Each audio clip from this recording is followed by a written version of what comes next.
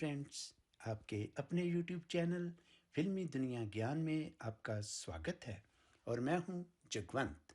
Friends, अगर आपको ये वीडियो पसंद आती है तो लाइक करना मत भूलिए और अगर आपने अभी तक हमारा चैनल सब्सक्राइब नहीं किया है तो चैनल को सब्सक्राइब करें और घंटी का बटन दबाएं ताकि आपको हमारे अगले वीडियो का नोटिफिकेशन मिल सके।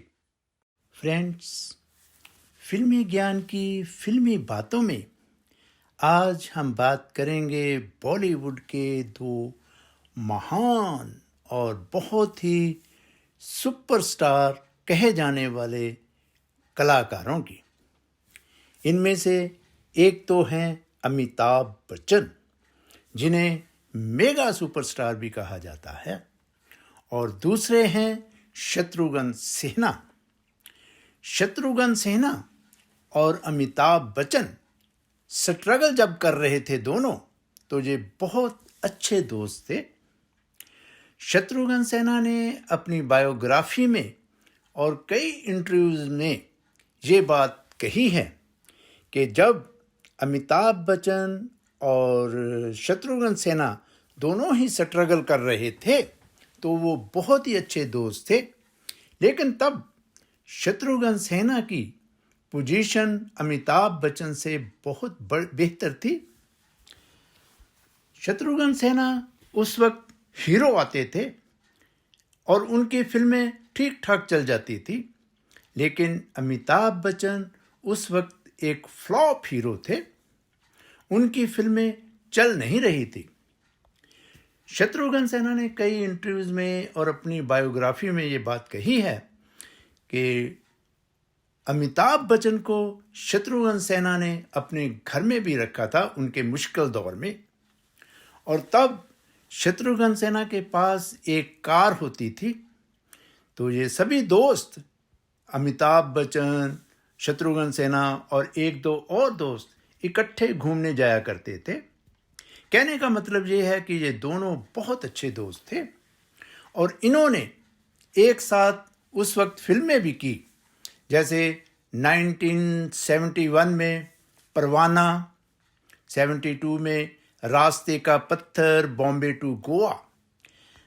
तब तक शत्रुघ्न सिन्हा की पोजीशन अमिताभ बच्चन से अच्छी थी, लेकिन जब 1973 में अमिताभ बच्चन सुपरस्टार बन गए, जस्ट कह लो कि स्टार बन गए, उनकी फिल्म सुपरहिट हुई, तो उनके तेवर बदल गए। फिर उन्होंने शत्रुघ्न सिन्हा को इग्नोर करना शुरू कर दिया। लेकिन फिर 1979 में यश चोपड़ा ने एक फिल्म अनाउंस की, काला पत्थर, जिसकी कहानी सलीम जावेद ने लिखी थी।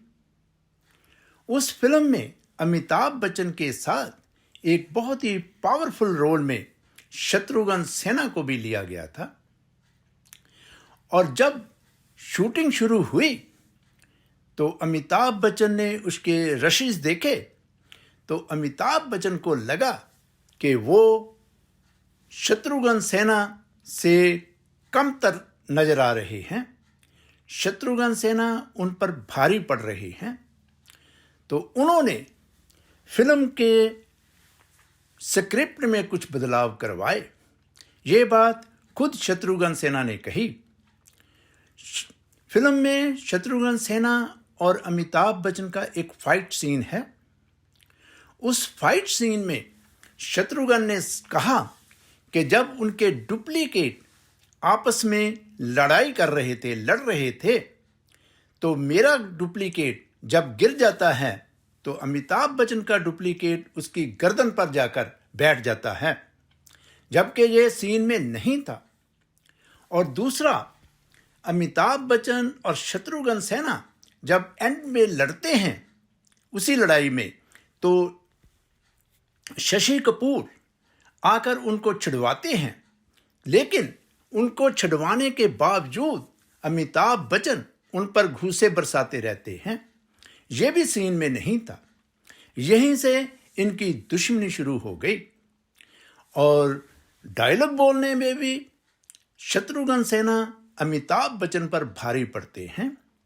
अमिताभ बच्चन इससे पहले फिल्म दीवार, त्रिशूल, जंजीर आदि में वैसी ही एक्टिंग कर चुके थे जैसी वो काला पत्थर में कर रहे थे। एक्टिंग नो डाउट उनकी बढ़िया लगती थी, लेकिन शत्रुघ्न सिन्हा की एक्टिंग बिल्कुल नई और नए अंदाज में थी। वो उन पर भारी पड़ रहे थे। इसी से अमिताभ बच्चन ने अपने प्रभाव का इस्तेमाल करते हुए और यश चोपड़ा को कन्विंस करते हुए अपने रोल को बढ़ा दिया और शत्रुघ्न सिन्हा को डाउन करने की कोशिश की। यहीं से इनकी दुश्मनी शुरू हुई। इनकी उस वक्त 3-4 फिल्में और भी फ्लोर पर थी, जैसे नसीब, शान और दोस्ताना।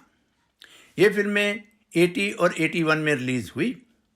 इन फिल्मों की शूटिंग इतनी हो चुकी थी कि उनको छोड़ा नहीं जा सकता था, शत्रुघ्न सिन्हा ने बताया।